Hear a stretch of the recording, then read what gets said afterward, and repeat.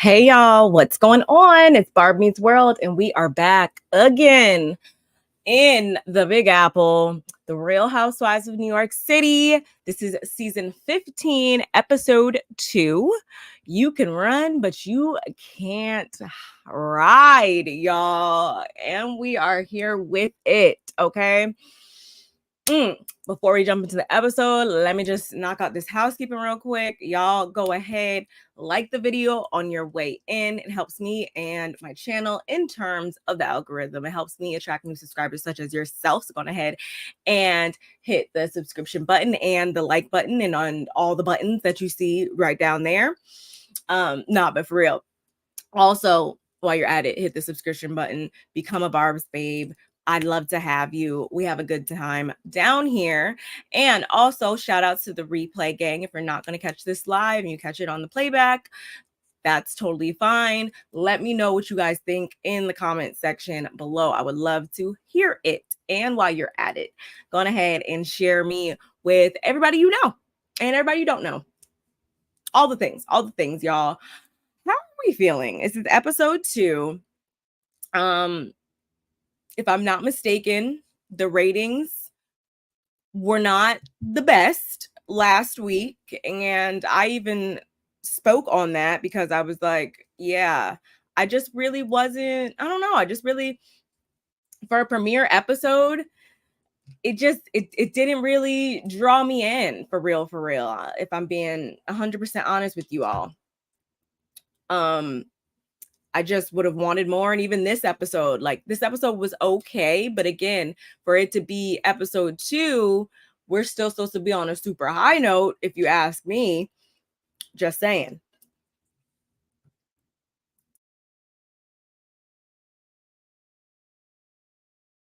Sorry, just need to make sure my audio was good because this computer does not let me be great all the time. Nonetheless, y'all, as you come in, again, I would just love to know what you guys think of this episode. Let's jump right in. Why don't we? So we dive into things with Erin first and foremost.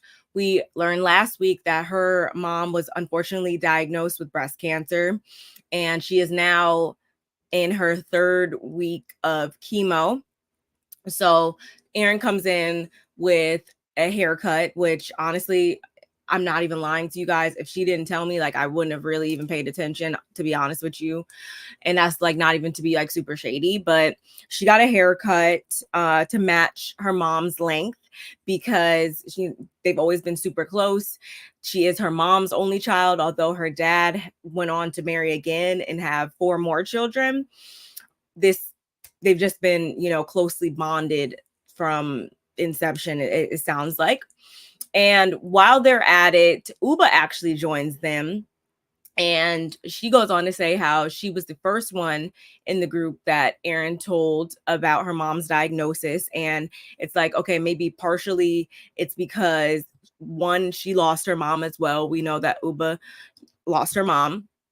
But it's also the fact that, and Ubah actually says it herself in her confessional, that she's really there for her loved ones when they're going through hard times. Like, she's very dependable as a friend.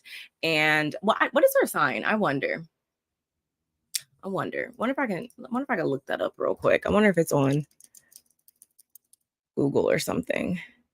No, just the year. I want to know her sign.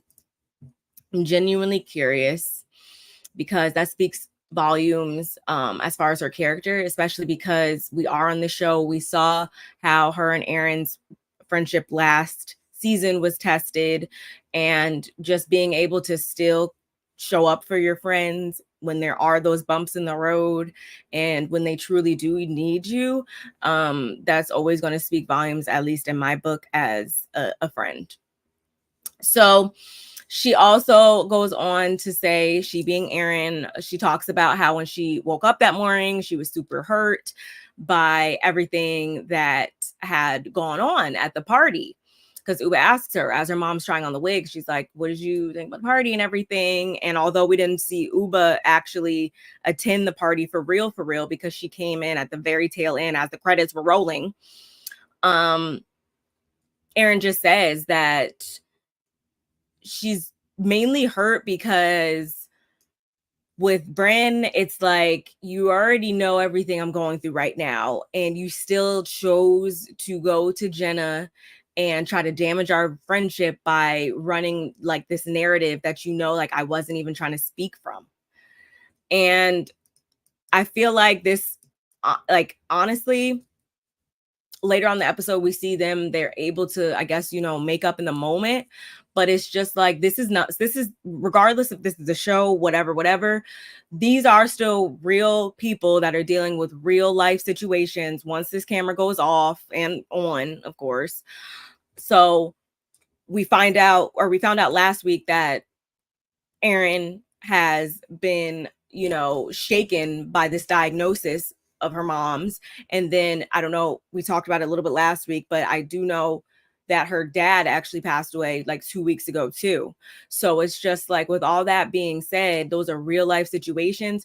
And it's in the moments when life is really throwing you curveballs and just knocking you down repeatedly, that the people in your life, the ways in which the people in your life show up, that it really is magnified during those times. You really find out who your real friends are. And it sounds cliche, but it's some real and I'm not here to hold you one bit on that. Like, when you go through stuff and people claim that they love you so much, and, you know, we're such good friends and we're this and that, like, they will say that so easily on one hand, and then when, you know, push comes to shove, it's like crickets, or it's like they're causing additional chaos and stress in your life. And that's just not something that I think runs hand in hand with true friendship. It's not. Hey, cousin, how are you doing on this lovely hump day?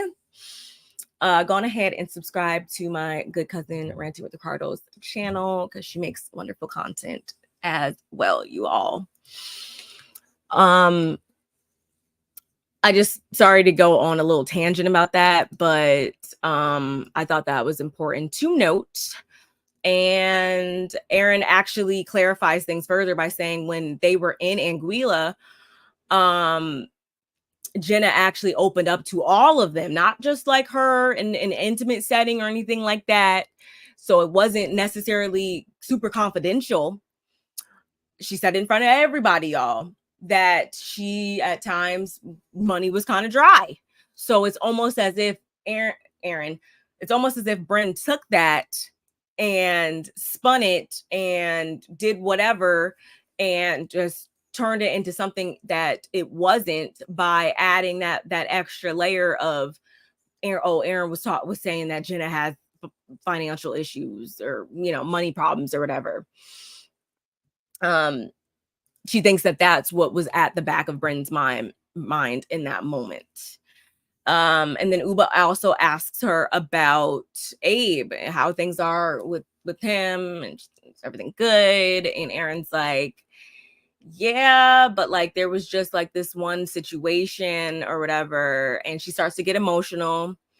And she goes on to say that she really needed him as well to be here for her in this moment with her mom and everything. And instead, he just piled on more and more stress. And Ubah's like, you know, I'm down to be there for you to the best of my ability. I'm down to try to lend advice or, you know, encouragement. But unless I know like the full story, like, I can't really, you know, do that unless you open up. And all Erin is saying right now is that he made a major decision that impacted them both without consulting her, which just obviously made her like even more pissed off, even more upset. And then her mom finally comes out. She picked a wig. It looked good. It fit her. And Ubah just said that she could fool anybody, and just don't wear it to bed, which I thought was funny. Moving right along, y'all, we see Sai and Jenna. They're out to lunch, and they first open up the conversation by talking about the kids, and Sai's daughter is about to be off to high school. She's trying to go to LaGuardia, and she's going to audition via ballet. She's going to do a ballet submission, although she doesn't really handle rejection well. So that's kind of, I think, why Sai is leaning on Jenna right now in this moment. She actually says that she gives great advice and she likes to speak to her. Jenna's son, on the other hand, is about to leave the nest and go to college. So that's just something that they can kind of empathize with one another on. But before we know it, of course, we got to get into the real meat and potatoes of the situation, which is how Sai behaved the other night, everything that occurred the other night at Brynn's party. And Sai says that she's in a really good space right now. She doesn't want to be that angry girl that's upset and no one knows what's going on. So that's why, again, the other night it was just so much and she lost her cool. And she didn't mean to do that, but she was just pushed to that point. And Jenna's like, yeah, I mean, nobody ever anticipates losing their cool. That's not what this is about. That's why it's called, losing their cool. And of course, we get the flashback of her saying, "Not today, Satan," and all that, which I don't even think I really spent much time on last week because it just wasn't really landing. And unfortunately, I hate to say that because it seems as though, I mean, according to, what people saying online, that a lot of stuff that we've been seeing these past 2 episodes so far is not landing and resonating with the audience. So just saying, y'all, just saying. Brynn told Jenna that Sai hates her. Found that out last week. And Jenna made it clear, though, that it wasn't just Brynn that said that. There was other people that let her know that.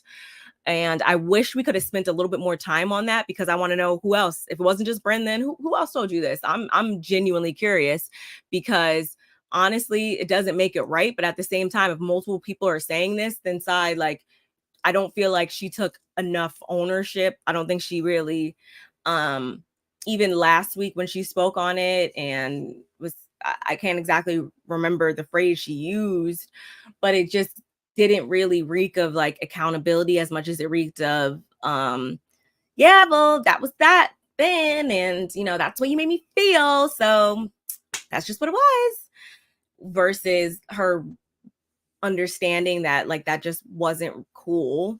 And Jenna actually said something later on in this scene that I will discuss here in a few. Brynn,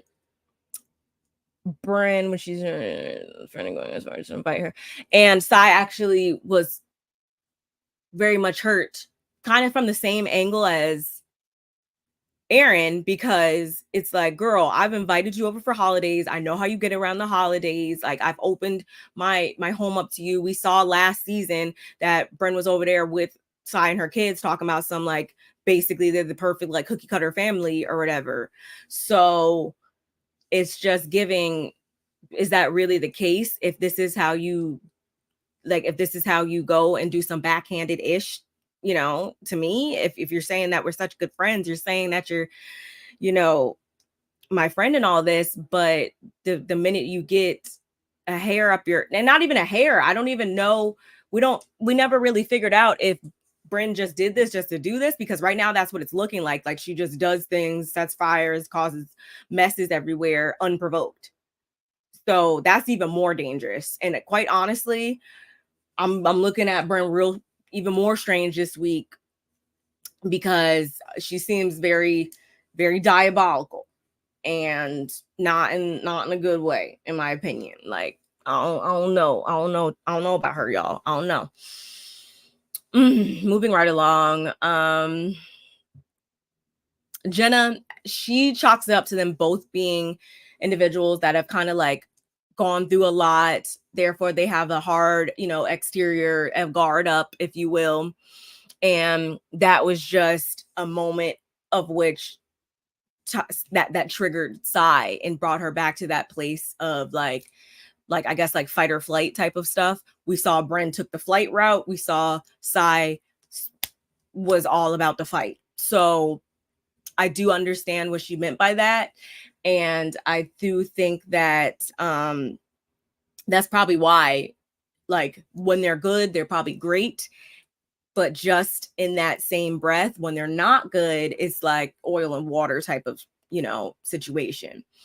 Like when two people are just too similar to the point that it just like clashes at times type of thing. I think that's kind of maybe what Jenna was getting at, I guess.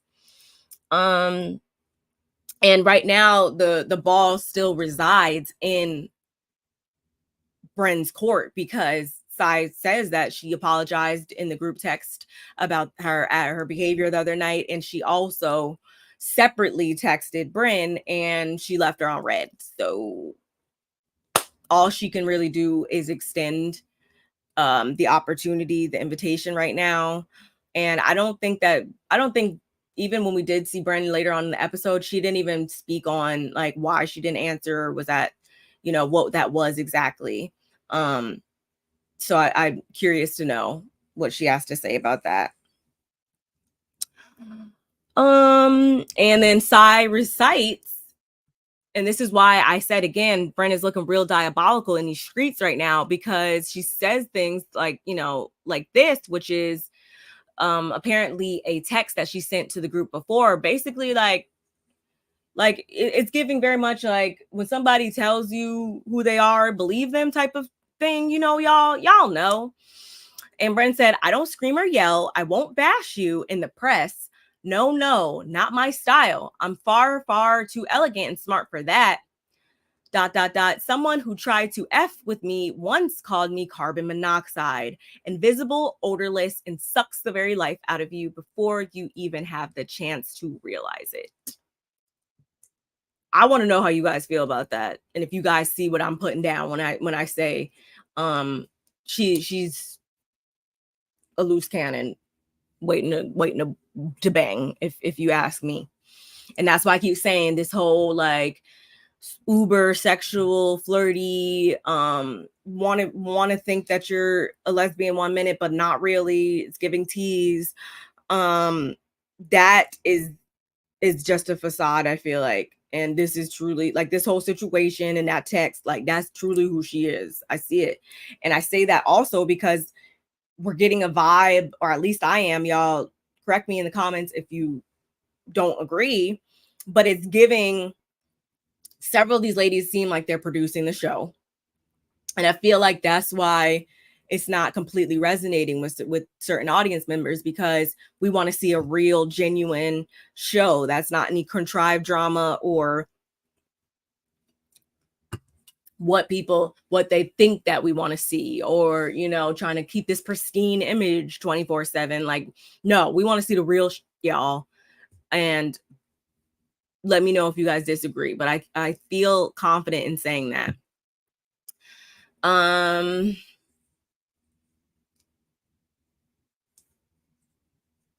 Sai isn't understanding why she should be soft with someone who is doing harm to her. And Jenna shuts it right down by saying, I was soft to you when you talked ish about me. And then Sai says, oh no, that was different. I thought you were lying. That's what I mean when I say she's not really, I feel like taking full, and maybe because, yeah, she's still on her healing process. She's still trying to rework and come at situations differently. Like, I totally understand that, but even in this moment, it was like, no, Jenna clocked it 100% and called you out for being a hypocrite, and you don't really have anything to say to it. I don't like stuff like that. Moving on, we just get this really small scene, y'all, of Racquel and her fiance and kids. It wasn't really given much of anything, so we don't have to really spend too much time on it. Although we found out that her fiance is a forensic neuropsychologist, which I was like, wow, okay. Excuse me. Okay. And they also, or I should say, Racquel talks about the dog and how apparently their dog lives the most lavish lifestyle of them all, with his sun protection, cologne, massages, and acupuncture. So the dog is getting the royal treatment versus the rest of them and the kids. They kind of a little bit of an afterthought, I guess. So that's honestly all that scene really revealed to us. Moving on, then we get this sit down between Brynn and Erin.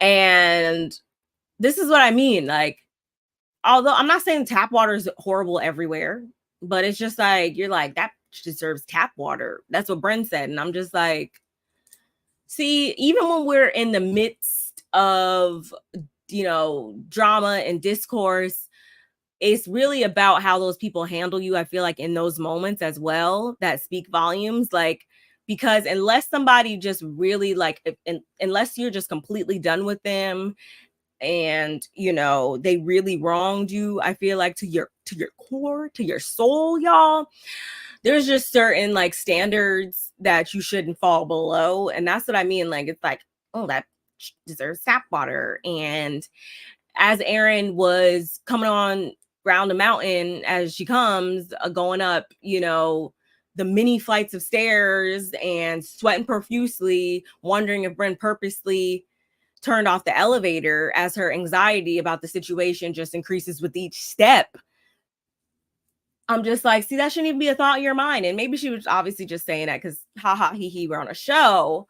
But it's just like, if you have to question like where you stand with a friend when you guys have, a falling out or a disagreement or whatever, like if you have to wonder if they're going to drop the respect level, the care and consideration meter down like to hell in those moments, then that, I don't know, I can't, because me and my best friend and this person and this person and this person get into it, I'm not going to be like, let me change your name in my phone to biggest, grimiest in the world.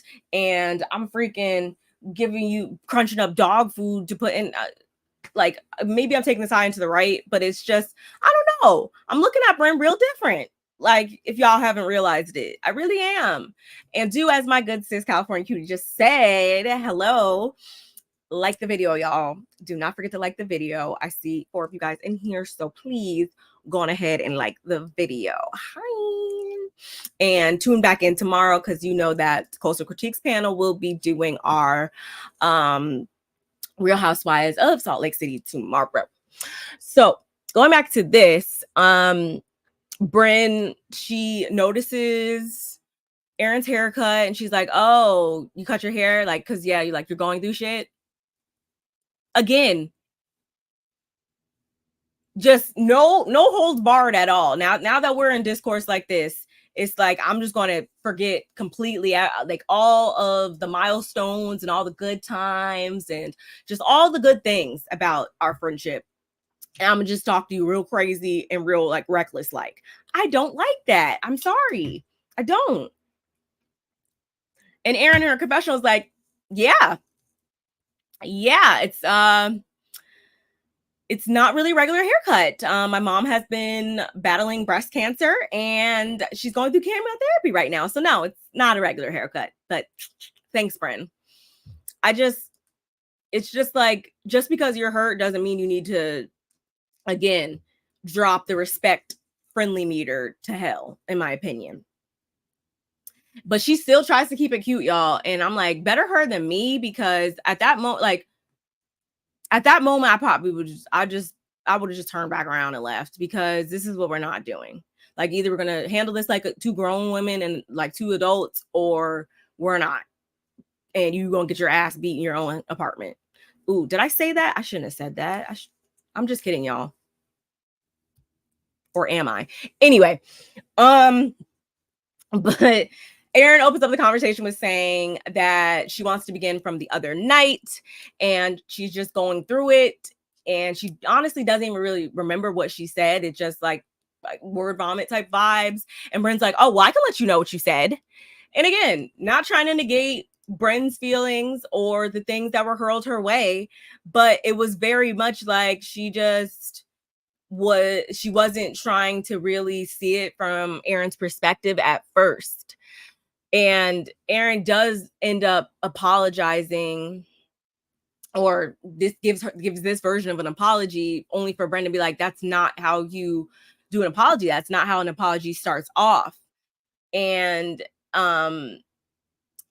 they just kind of start to go back and forth, and Brynn's being like super condescending, and she ropes Sai's part into it as well. And Erin's like, no, like that's totally like separate from my issue. And Brynn's whole thing with that is like, okay, but even when she did start going at me, you didn't stick up for me, and just like with Jeff Lewis, you didn't have anything to say. So this is like one time, two times too many. And they are, I want to say this is when Erin gave the carbon monoxide analogy as well, which again, if somebody tells you who they are, y'all better believe them. That's all I'm saying. And Brynn's main gripe is, again, she's being yelled at by grown women in public. She's so far beyond and above that at this point in her life. Like, we're not at Staten Island. It's that, and that's what it's giving. And Erin, this is where then I had to turn to Erin and be like, okay, it's not that serious. And this is what I'm saying. Like, y'all New Yorkers be like, heads be as big as the watermelon. And I just like, it's not that serious, girl. Like, you act like somebody came for your entire livelihood because they said you're from Staten Island. Like, don't nobody care. Like, it's not that serious. Because Erin was all like, I am a born and raised city person, and you will treat me as such. Like, that's what it was giving. It was just like, girl, don't nobody care that much. Like that, you know, you guys are separated by some funky ass river. Like, anyway, moving on. I just, you know, I had to be a little shady because they always trying to shade us, you know, in Jersey. So just had to be a little shady, y'all. Anyway.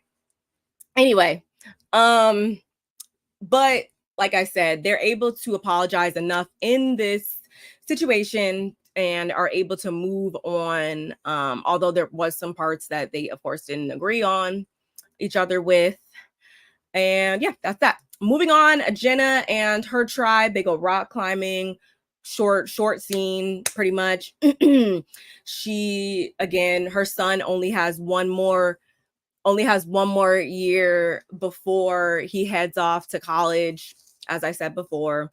And she's terrified of, they're going rock climbing, and she's terrified of getting cheese grated.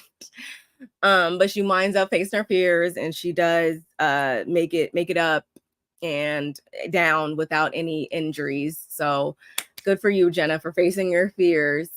And the main thing, though, that I want to highlight in this scene, y'all, is when Jenna said about her son, she says that experiencing things that are not in your comfort zone, I think, is important. It's a big world. It's not just New York. When I tell you guys, like, that, like, touched my, like, the deepest part of my soul, I fully mean that, because I'm a direct product of that phrase. And that's something, like, if I can always give somebody, a young adult, some advice, it's always going to be just that, because that can apply. We're not just talking about New York. Like, that can apply to anywhere you live in the world, whether it's New Bern, North Carolina, or, you know, Minneapolis, Minnesota. Like, no matter what,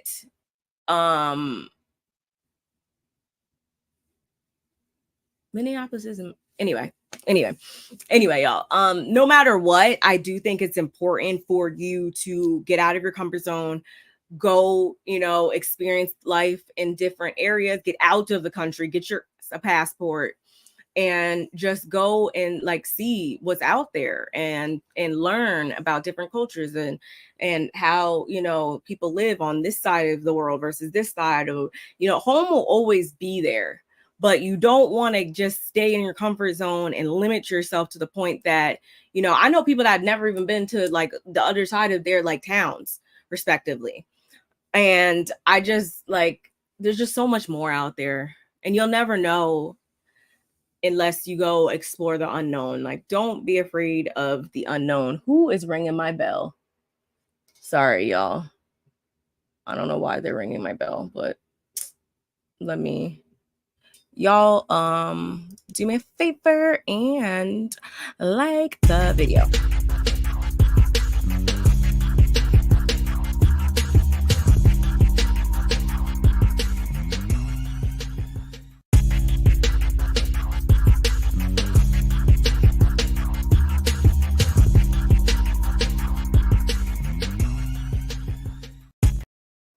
I think he's trying to sell something. I don't care. Again, you know me. I really wanted to highlight that part because that's some real stuff, and I understand it. And she's even saying this because she's originally from California. She's even saying this with full knowledge of, the fact that sometimes you don't return back home. But I feel like that has a lot to do with like the upbringing. Like if you as a parent didn't create, like if it wasn't a great upbringing, if it wasn't a great home environment, then no, your child more than likely will be less inclined to want to visit on holidays and et cetera, et cetera. But being as though they're from somewhere like New York, I don't see him not want to come back. It looks like they have a good relationship. And this is just one of those, growing pains of parenthood, I'm assuming. And it's not going to be an easy process, I'm sure. And then y'all, so we heard about how Jenna's car has been breaking down. She has that vintage Mercedes. Tell me why Miss Mama was like, yeah, my new car is supposed to be upstairs too. And like, wait, I say what? Jenna said, oh yeah, this is how I'm coming. This is how I'm coming through. In a 2024 Bentley valued at over 200K. I was like, yes, ma'am. Yes, freaking ma'am. That's what we like to see. When we talk about, we want to see big spenders, and we want to see your whole entire bank account with all the commas. That's what we mean on this show. Okay. And I don't know if that meant I don't know if this was her way of shading those who tried to call her Baroque. But I feel like this was a subtle dig at it. I do because ultimately this is Housewives, and Jenna, I feel like, let us know that by when she said, and it's a hybrid, so I can afford to fill the tank, with a nice wholesome smile. I thought that was so funny because she let it. That basically is why her tagline is her tagline, and why she's Jenna and Lyons. And no, is she probably, because I've heard, conflicting things and stuff like that, but I think no, I don't think that she necessarily has all these financial problems or stuff like that, as much as she said. Like, we all like are impacted at times. This economy is very is very cutthroat right now. And I think that her words were used against her in that matter. I really do. Then we pan over to Erin and Abe, y'all. Erin and Abe are out. I don't know if you call this a date night or lunch or whatever. I don't know. But they're out, and we finally jump into this unspoken issue that's between them.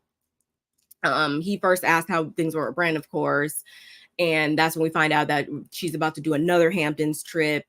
She's going to host the ladies at her Hampton house again. We saw last season she hosted them, and she feels a lot more comfortable with that because, she smoothed things over with Brynn, of course. So good. But after discussing that and some construction stuff, she's just like, at this phase of my life, I just want to work hard, but I also want to have, fun, which is why I'm so upset about what you did earlier in the year. And I, of course, want to edge our seats. We have been since the trailer.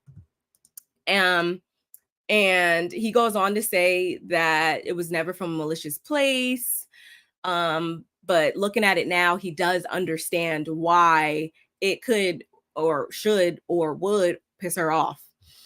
And they both admit, though, it is something deeper than that. And I'm like, okay, so are we gonna get to it, or are you all gonna just keep beating around the bush? Like, inquiring minds want to know, okay? Like, we watch this show for a reason. We want to know all the tea, honey, all the tea. So y'all, come to find out, what had happened was they had a whole bunch of Bitcoin. It was really high at the time, and she thought that they could just use it to pay off their mortgage. So she goes on, logs on her account, and quickly realizes that it's not there. Like it's not. Like where's it at? It's all gone. Huge shock. Huge shock, like it would be for most of us. And at the time, and also a bigger part of that too is like it's much lower than what it is now too, to add, you know, another layer onto it. And as I said before, he did not consult her at all before doing this. And that's really what bothered her again the most. Now we pan over to him, and his whole thing was, because she was going through everything she was going through, he did not want to stress her out even more. So he took the protective route. Y'all know when you're faced with the ethical dilemma and you're like, okay, do I A, tell this person and potentially upset them more, or B, tell the truth and, you know, just deal with what comes of it, but at least I can find solace in the fact that I told them the truth, type thing. Yeah, he failed miserably at that, because much like myself, y'all, and y'all can let me know, in those type of situations, do you rather the person not tell you and let you, you know, be in your like ignorance is bliss bubble, or do you want the person to tell you stuff and, you know, you just face it head on and deal with it and deal with all the emotions and ramifications that come of it directly? Y'all let me know what type of person you are. I'm gonna sit here and tell you guys right now, like I just said, you better tell me. You better mother can tell me every time. I don't care if I'm in here about to go in open heart surgery. Like, you better tell me what's up, because if I have to find out this type of way, or y'all know it's even worse too when you got to find out something from somebody else. Like, all those things, that's not like, that's never going to be, that's one of the quickest ways to piss me off. So on one hand, I fully understand where Erin is coming from, like through and through. And we also find out a little bit more. The situation was that, or about the situation, their finances, I should say, is she had a handbag business some years ago, and it went under. And when this situation presented itself, we find out that he was like hiding bills or whatever, and from that previous business that she thought were cleared up. So like it was like a complete like storm. Oh, just yes, I'm glad my sis said this. Yes, tell me directly, like come to me and we will figure it out, but don't keep stuff from me. That's gonna piss me off. And she's like, you know, I'm a successful woman and I deserve to be treated like a partner. And I'm just like, that was an interesting way to put it, but okay. And I feel like, as much as that was an interesting way to put it, I understand why she put it that way, because panning back over here to Abe and his perspective, although he should have came forth and told her this, I do think that she does put unrealistic expectations on him, possibly at times, or pressures, because even in this, it's like he starts to talk about how they kind of, or from day one, kind of got into this sequence of he didn't come from, you know, a family where he had like a silver spoon in his mouth. And we found out before that Erin was raised in a household that had, you know, a little bit of money. So he, in his mind, always felt the pressures of needing to measure up to a certain financial status with her. And I feel like, rather than telling him, I don't care, like, as long as you treat me right and, you know, we can make ends meet and the kids are good and this, whatever, if we can't afford to take a luxury vacation every 3 months, like, that's okay. But I feel like she didn't assure him in that moment as much as she, you know, she was like, yeah, like in the beginning when I used to before you, I had, you know, people flying me from one side to the other, private jets and stuff. Like, I just don't really think that she was hearing him. And it's not to like, I'm I'm not using that as a scapegoat. I'm not saying that what he did was right or anything like that, but I'm just like, this, as they said earlier, this shines light on a bigger issue between them where like he like feels so insecure, and I just don't feel like she always does everything in her power to make him feel secure in that. And at the same time, a couple other questions popped up in my head, which is A, didn't you buy her this big ring last season for y'all's they've been together like 13 years or whatever, for y'all's, was that their not engagement party, was that their vow renewal or anniversary party, whatever it was? He bought her this huge ring, which I'm just like looking at it now like,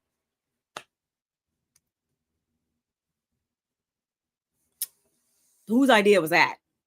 And then two, I should say he, like, where did the money go at the same time? Like, you cashed it in. Okay, where did you go? Where did it go? What did you spend it on? That's what I would like to know as well. Like, what did you spend it on then? Like, I feel like that question wasn't asked enough. But they're just trying to figure it out, I guess. Moving on, Ubah and Sai. Yes. Where did the money go? Ubah and Sai they're shopping a little bit for the Hamptons. And Ubah talks about she's been having like water damage issues in her house. So she's been staying half the time, I guess, like in a hotel. Half the time she's been staying in Connecticut with her boyfriend. And she also, her position in the whole drama in the group is kind of like, right now she's on the outskirts. She's not really directly impacted through it, but at the same time, she goes on to talk about how it still is upsetting to watch. And something that put things into perspective for her with Brynn was how last season she told freaking what's her face? Brynn about her boyfriend, and she was trying to keep it on, keep it low key. And instead, Brynn like let everybody know that. And since then, she's kind of been looking at her like, okay, I need to take a step back. Stop! I'm about to cry. Y'all, my cousin's in here. Like my real life cousin is in here. Hi, I appreciate you. I feel so special. Yes. Catch the playback. Get caught up. I'm so glad you're in here. Say hi to my cousin, y'all. Hey, sweet pea.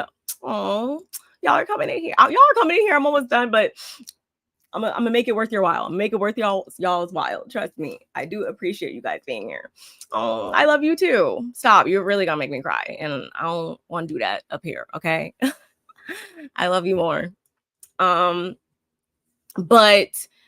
Ubah, I 100% know where she was coming from when she said that. I don't like when people try to twist my words, and it's giving like, much like if you guys watch like Potomac, for instance, it just seems like she's the type of person that is like not afraid to drop that respect meter, and she's trying to make a moment on the show. And it's like it's giving very much like you're not a friend to anybody, for real. If we want to be 100. So then we also find out that as far as this Hamptons trip, Ubah is going to drive herself. That's just how she prefers it. It's not even no shade. And Sai decides that she's going to drive with her. And now we move on to the final scene. Yes, y'all, go ahead and subscribe. We are on the road to 600 subscribers. Yes, so hit that subscription button. Thank you. So the ladies, it's time for the Hamptons trip. They begin to arriving at the helipad, whatever. The helicopter is going to transport them there. And so it's Jessel, Brynn, and Rebecca Minkoff. And they're all like taking some pictures. Jessel can barely even get in the building. She's already having a hard time. They're not even in the air yet, y'all. And that's when they find out that Jenna is not coming. They call her and are like, girl, where are you? Like, and she's like, yeah, like she's driving or whatever. And they also talk about how, I want to say, was it Jessel that said, yeah, Sai let it be known that if it was cloudy, she's not getting in the helicopter, which I understand. I already am somebody, I'm not afraid of flying person. Well, I wasn't until like this year has been like, I feel like crazy with flying and flights and Delta Airlines and Boeing. And anyway, so but I do understand there's definitely a stigma around helicopters, especially. So I'm not like, if you don't feel comfortable, that's totally understandable. I get that, but I do find it, mighty coincidental that I was like, yeah, I'll just go with Ubah, and things are still kind of unsettled between her and Brynn. And so they're like, what the F are we waiting for then? Like, we're waiting for you, Jenna. Like, fine, you're not coming. They all jump on the helicopter and they're off. Y'all, as soon as they're off, tell me why Brynn turns to Rebecca Minkoff and she's like, yeah, so a lot of people keep coming up and asking about Scientology. Like, what do you want us to, like, what should we tell them? Like, she gets it started right off the bat. And I honestly wasn't, for this type of mess, I wasn't upset about, because this is something we saw the blog speculation, like we heard about this as soon as it was rumored that Rebecca Minkoff was going to join the cast. We found out, or we were seeing a lot of blog posts and stuff talk about how, she's a Scientologist and this and that, and like all this talk and chatter about that. So it's just like, when are we gonna get into it? And they said episode 2, it sounds like a good time to me. And Rebecca was like, you just tell them like no comment. And furthermore, like if someone does ask you something or whatever and you don't know what to say, or question whatever, like you can always come to me, preferably at a time where we can actually talk about this without like shouting, because it's loud, helicopter. And I feel like she clocked what was happening. She clocked what Brynn was doing. I hope she knows like that regardless of who asked it, when it was asked, whatever, like it was going to get asked when she brought onto the show. How do you guys feel about her? Like, do you guys think that she's going to give? Y'all let me know in the comments. I don't really see her like giving a whole lot this season per se. But yes, exactly. Scientology, and that's kind of what all the ladies, as the credits are rolling out at the end, the ladies kind of give their 2 cents about it. With Jenna saying something that was true, that there's an extreme version of every type of religion, and certain people like will only care to have that depiction in their heads no matter what. Because Rebecca's like, it's a internationally recognized legit religion. Like she's very much, it's not like a secret or anything like that. So I'm sure we're going to hear more about it. I'm not defining and looking at her weird because of that, though. I was looking at her weird, and I said this in my previous recap, that she was trying to contrive and stir up this fake drama between her and Jenna, which I didn't care too much about. And she just, we only got this one confessional about Scientology from her this episode. So y'all let me know if you think she gonna give, and y'all let me know as well what you guys think of this episode. Let me know what you guys think of my commentary. As always, this is all I have though for this episode. I was trying to keep it at 40 minutes. I'm at 49. So without further ado, y'all, if you didn't hit the like button already, go ahead, hit the like button. Also subscribe to the channel. I'd love to have you. Let me know your thoughts in the comment section below. As always, share me with everybody you know. And that's it. I will see you guys later. I appreciate everybody who was in here in the live chat. Shout outs to you guys. I love each and every one of you. And I'll see you guys later. Bye.